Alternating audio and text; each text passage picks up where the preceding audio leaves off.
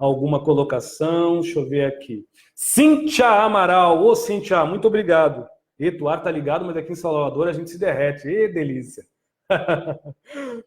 Como diferenciar os erros por inocência de quando é uma atitude maldosa do outro? Olha só, em primeiro lugar, só o fato de julgar já nos coloca culpados, porque tira-nos o tino não só da lógica do raciocínio, do empoderamento de fique em paz, Edson. Tira-nos, muitas das vezes, do senso matutino, diário, ou do alvorecer, né, da manhã, da tarde ou da noite, de nós nos conservarmos mais equilibrados e harmônicos nas nossas emoções e sentimentos por nós próprios. Só o fato de questionar a inocência ou a culpa do outro já nos coloca na armadilha do julgamento. Agora, Edson, como eu posso ver que o outro está errando sem julgar? Simples e, ao mesmo tempo, extremamente difícil. Simples porque a gente precisa se calar. E quando a gente se sente superior, ou quando nós nos temos como agredidos por dentro, não só por fora, mas principalmente por dentro, nós temos o costume de nos vitimizarmos. Então, ou nós somos superiores, ou nós nos tocamos nas traças da inferioridade do vitimismo. Ou na superioridade de quem tem razão. Então, falar que o outro está errado no relacionamento, mediante a nossa ideia de talvez ele estar com a inocência e nós com a suposta culpa ou com erro, pode ter certeza que é perca de tempo ficar discutindo. Nós precisamos buscar dentro de nós um modo, um jeito e uma maneira de exemplificar, mostrar ao outro, por isso que eu disse que é difícil, que talvez ele esteja errado. E, ao mesmo tempo, para nós mesmos nos solidificarmos, materializar em nós próprios, não só pela atitude ou pelo pensamento de se dizer eu sou o dono da razão, ou pelo sentimento e até o consentimento emocional e raciocínio do cérebro de se conter como o vitimizado, nós precisamos arrumar um jeito de ter como natural a nossa paz em nós e por nós. A questão é, Cíntia, tente pegar o que eu estou tentando lhe dizer. Sinta, não estou falando para lhe convencer não, minha amiga. Não perco tempo fazendo live para convencer ninguém. É meu jeito. Eu só falo, ouve quem quer. Quem não quer, deleta. Bloqueia, sei lá. Guarde isso, minha irmã. Quando nós naturalizamos a nossa verdade em nós, nada, nem a inocência do outro tem a aumentar, nem a culpa nossa, ou até mesmo o erro do outro tem a nos bloquear. A nossa verdade é incorruptível, mas a nossa verdade, ela não luta para ser real, como verdade na vida alheia. Ela apenas progride internamente de uma forma real para se ter real no modo de exemplificação vivencial ao coletivo, com o alheio. Como eu falei, muitas pessoas talvez não vão entender porque é uma coisa que se sente, não é uma coisa que se compra, que se pensa, que se pega. Eu posso ter a verdade, mas pouco me importa se você acredita ou não. A verdade é minha, me dá paz. Porque qualquer verdade que eu nutra em sentir e emoção, e qualquer realidade em verdade que racionalmente eu tenha, que tolhe a minha paz, que me jogue na disputa com o outro, ou catapulta-me em cima do outro como superior, ou amputa de mim a cumplicidade, a hombridade, amputa de mim a paciência e a calma sobre a verdade do outro, familiar, seja qual for, e principalmente sobre os princípios que eu já tenho como alto amor, como satisfação, pode ter certeza que é o pior engodo, o maior engano, a maior ilusão que você diz ter como verdade. Uma verdade imprestável e inútil tira-nos a nossa paz, corrói o nosso tino de bom senso, destrói a nossa lapidez lúcida do que seja realmente essencial, ao necessário ou ao que se faz importante, como a gente falou na anterior live. Entendeu, meu amigo? Eu estou aqui falando em vários tons para quem quiser pegar, quem não quiser, tranquilo. Então, Edson, quer dizer que a outra pessoa está errada e eu não presto, eu já vivo assim há 10 anos e eu estou assim e não aguento mais e olha, pelo amor de Deus, aí primeira coisa que eu falo, você gosta de sofrer, não gosta? Quem me conhece como psicoterapeuta já deve ter ouvido isso muito quando vem falar essas coisas para mim. Colocar o defeito só no outro, eu falo, não, mas pelo amor de Deus, o outro apenas te auxilia o teu automaltrato. Ele não te maltrata, ele te auxilia. Porque quando é o extremo de você não ter mais um pingo de paz com o outro, mesmo que o outro esteja longe, calado, aí é o momento de você casar com você e se separar do cônjuge. Eu sou muito claro. Ah, Edson, mas tu está dizendo então que eu não devo tentar? Tente. Se você tentar 1 ano, 2 anos, 3 anos, eu estou falando para aqueles que já são casados há 10, 15 anos. E isso não é tirar a esperança das pessoas, é apenas falar com lucidez. Ninguém muda ninguém. Se ninguém muda ninguém, a inocência e a culpa, o erro, o acerto, é um estado de consciência interior único, exclusivo daquele que assim executa, não daquele que observa. Aquele que observa que cuide da sua vida, perca o seu tempo cuidando de si, admirando o outro, admirando-se, contemplando ou contemplando-se, mas jamais julgando. Porque quando a gente, sem querer, começa a julgar, a gente já se condena à sentença do mesmismo. A gente já se condena à sentença do conformismo, quando não, muitas das vezes, tanto homem como mulheres ficam 30, 40 anos casados no famoso tá ruim, tá bom. Tá péssimo, mas não melhora. É assim que está a maioria dos relacionamentos hoje. Mas, como Edson é família, e eu amo a família, eu não me arrependo do que eu disse há pouco tempo, porque eu estou falando de relacionamentos aos extremos, não de qualquer briguinha ou de qualquer coisinha que a pessoa diz, você foi culpado porque eu sou inocente, ou eu fui culpado, perdão, e você foi apenas o mero inocente. Não.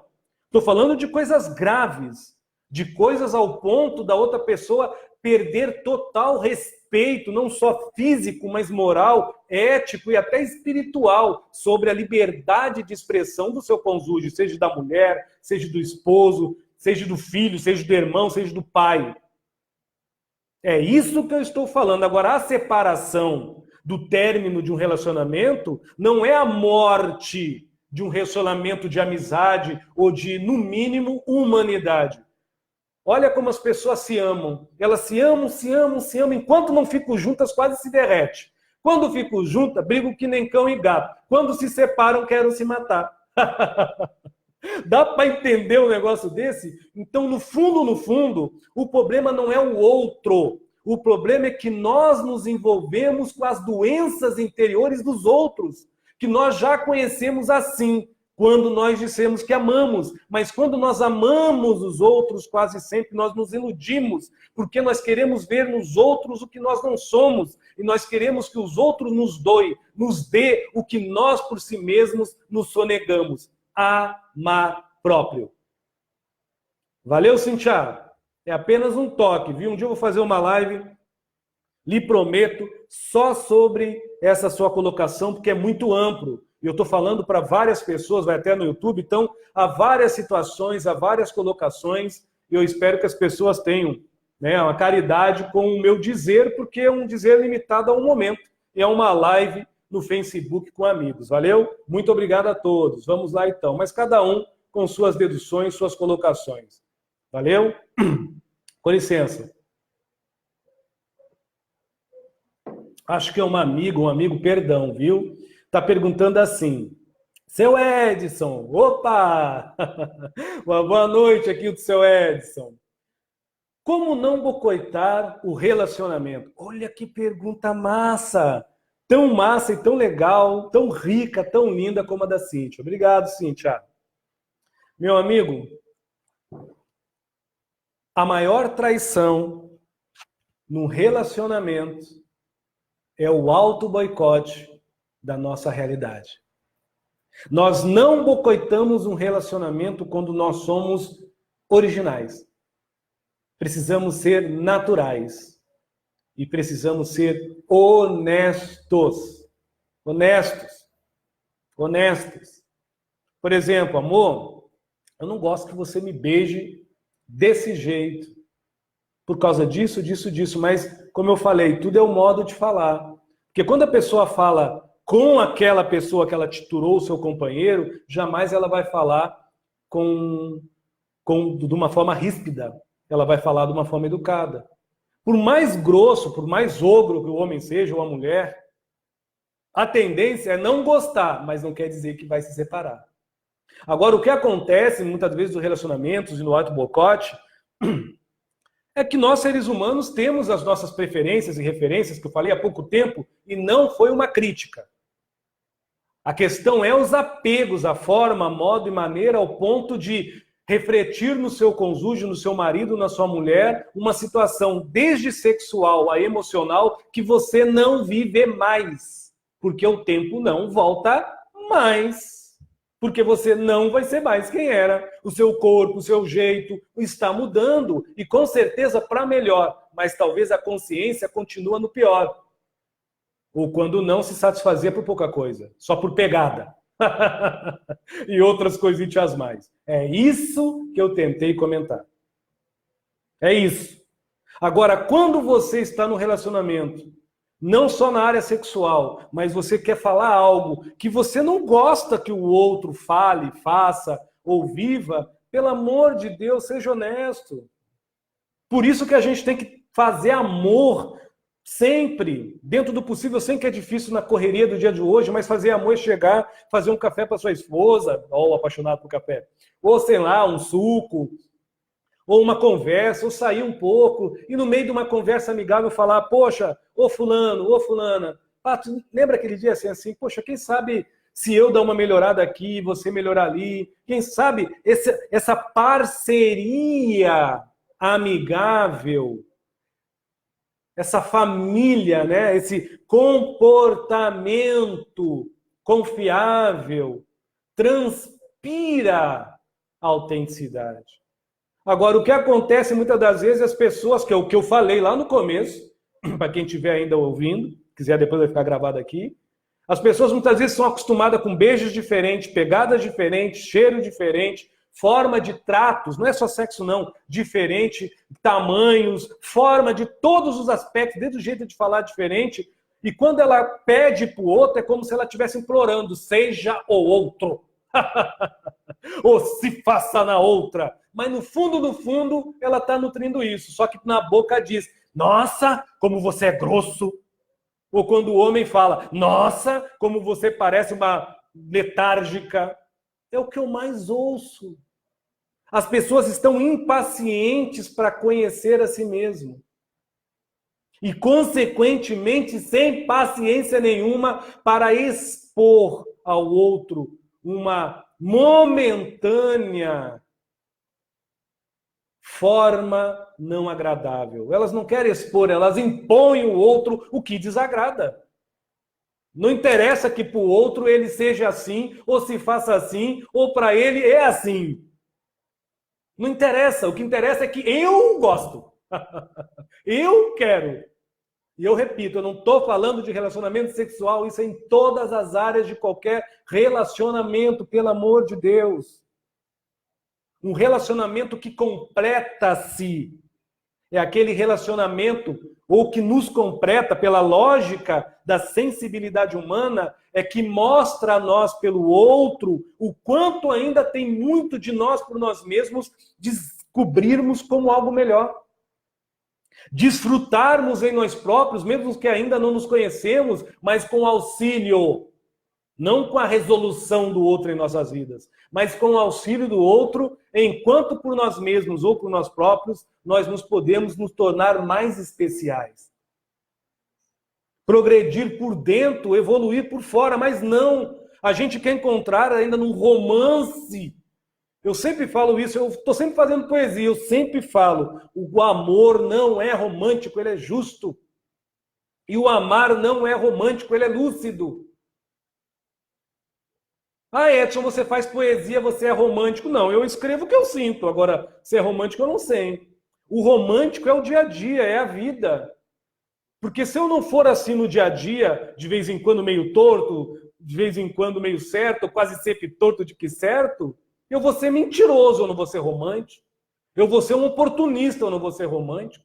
Eu vou ser um hipócrita, eu não vou ser um verdadeiro. É simples assim, mas a gente entende que cada ser humano consente, sente, concebe, acebe e recepciona o A como dor. Alguns vamos ter como uma letra. Uns vão receber o como número, os outros vão ter como mugido de boi ou quando não gemido. É assim que o ser humano é. Então como é que eu vou obrigar as criaturas a entender, conceber as minhas necessidades, desde fisiológicas, sensoriais, morais e éticas, porque eu estou me relacionando com ela, com ele, e porque eu sou o dono da verdade? É óbvio que isso vai dar um boicote em você que se empodera do outro, sem se empoderar na realidade, porque você não recebe o que espera e não tem o que quer, porque você não sabe quem é, então o maior boicote está em você, não no outro. Então não boicotamos um relacionamento quando nós nos relacionamos bem com nós mesmos e por nós próprios nós começamos a nos dar certos limites, nos doar prioridades, nos dar certos limites e nos doar prioridades. Tudo mental, não tem nada de coraçãozinho rosa. Tudo mental. E principalmente agora com coraçãozinho rosa, nos dar paixão. A paixão só é boa quando é pela gente. Sejam apaixonados pela paz de vocês. Então, quando você tem paixão, você tem empoderamento. Agora, quando você é apaixonado por outro, você quer se apoderar da realidade do outro, desfazendo-se do seu realizar em vida. Valeu, meu amigo? Repito, eu não estou lhe respondendo diretamente, acho que você notou, mas eu estou respondendo ou amiga, perdão, de uma forma que sirva para quem estiver ouvindo, dentro do grau de consciência ou das necessidades comuns, ou assim se fazem necessárias para quem assim der o valor ao que está sendo dito. Valeu? Muito obrigado. Então, para ter um relacionamento sem auto-boicote, necessita disso. Honestidade, sinceridade. Simples assim. Mas ser honesto hoje em dia, vamos pôr a mão na consciência e no coração. Ser honesto de verdade exige de nós um empoderamento que muitas das vezes nós não temos. E uma verdade que muitas das vezes nós não doamos. Olha a complexidade de um relacionamento. Sempre nasce, germina, cresce e sem lá morre em nós, num só. Por mais que um relacionamento seja de dois pela sociedade, dentro do que se acha comum, ou que se tem como comum, e é comum, ao meu ver, sempre vai ser um que vai ter a escolha de se fazer feliz.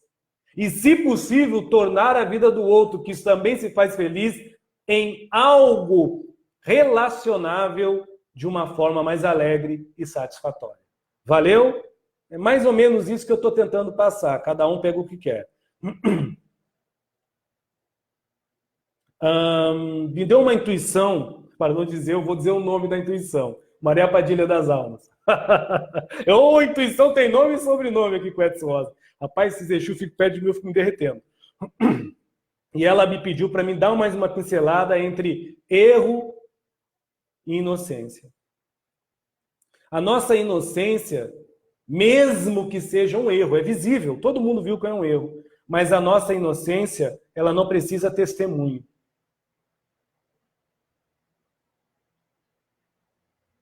a decepção, a vergonha, a autocobrança, já é o testemunho vívido e vivo naquele que errou inocentemente, porque ele não se percebeu no erro. Ele não se percebeu no erro e por isso ele não motiva-se mais a errar de novo. Não só no que pensa, mas no que faz ou pelaquilo que concebe, porque assim ele já é. Um ser que só alimenta algo errado. Não, ele é um ser que errou. Então ele é inocente para ele. Não tem como provar isso no papel, só tem como sentir por dentro da carcaça corpo físico. Por mais que muitos dizem ele errou, mas você não vê aquela pessoa brigando, esbravejando ou comemorando. Você vê visivelmente ele sofrendo. Isso é quase que geral, quando realmente é inocência. E outra, não é um sofrimento vitimizado. Não é uma dor vitimizada. Tipo, ele sofre, mas ele não pede misericórdia para os outros. Ele busca a sua melhora. Esta é a misericórdia dele. Dói muito nele, mas você não vê ele ficando pedindo arrego para Deus todo mundo. Mas ele corre o mundo em nome de Deus ou do que crê ou do que ele percebe como algo sagrado para ele se melhorar, para ele evoluir e para ele não errar mais, mesmo que ele seja inocente. Agora, o erro mesmo, procurem sentir o que eu estou falando. Ele se faz perceber pela teimosia. Ele se faz perceber pela constância. E ele se faz vívido e vivo pela conveniência. Este vai procurar no seu erro 1001 culpados porque ele errou. Porque ele é um vitimado que se ocupa dessa culpa do erro, que isenta dele qualquer tipo de julgamento. Ele errou. Então, se eu erro racionalmente, eu sou inocente, mas jamais eu sou culpado. Ele já não corre o mundo. Ele pega o celular e fica postando para Deus e todo mundo o quanto ele é uma vítima da sociedade, ou quando não, de uma situação que ele não teve, na verdade, caráter, ou hombridade, ou eloquência, ou empoderamento de sua vida. Mas ele vai postar lá que ele teve um deslize, ou que ela teve um deslize. Porém, o João, a Maria e o José provocaram em mim essa atitude. O planeta Terra é o culpado por eu ter este tipo de decorrência, ou essa ocorrência foi culpa daqueles que comigo convivem. Quase, ouvem bem, grifa, quase que sempre acontece isso. E o erro no errado tolhe nele quando ele é repetitivamente errado, não inocente, tolhe dele a sinceridade. Ele não é sincero. Ele não é humilde. E outro, ele não é satisfeito. Pensem nisso. Olha a grande diferença de quem erra, mas é inocente, porque não percebe, e quando percebe é tarde demais. Então, por ser tarde demais, ele vai correr atrás da sua sombra, não da sombra do outro. Daquele que erra porque gosta de errar, porque é canalha mesmo, ou mulher que é uma canalha mesmo, ou um homem que é um canalha mesmo, e vai estar sempre se ocupando em culpar os outros, ou quando não tem como culpar ninguém, se vitimizar. Sempre, sempre, sempre, sempre. O inocente não perde o tempo com vitimismo. O inocente ganha tempo ganhando-se pela reforma íntima, pelo progresso interior. O inocente não perde seu tempo se culpando. O inocente ganha seu tempo se ocupando em não errar mais. Nem que para isso ele tem que buscar a humildade para não se ter racionalmente humilhado mas ele vai aos outros e pede desculpas.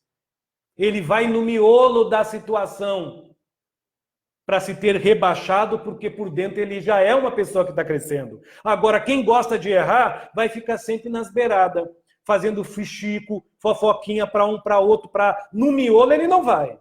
Com quem ele errou, dificilmente ele vai chegar. Ele vai ficar lá entre o pai e a mãe, entre os parentes, vai ficar mandando recadinho pelo YouTube, pelo WhatsApp, pelo Instagram. Agora, ter a hombridade de chegar e dizer, eu errei, olho no olho, não faz. Por quê? Porque daí ele vai admitir o seu erro. Agora, o inocente, de verdade, mesmo quando ele vê que erra, pouco importa o erro. Ele nem liga para a sua inocência. Ele só procura a sua paz. Nem se para isso ele tem que perdê-la um pouquinho, mas ele vai até o outro e diz, me perdoe. E não esperando ouvir perdão, mas pelo menos o fato de ele ter-se em sóbria consciência, humilde pela sua inocência, mesmo com o erro, ele não se culpa mais. Mas é difícil nós sermos humildes enquanto nós somos um casal onde só um é o dono da verdade, onde só um é o dono da razão.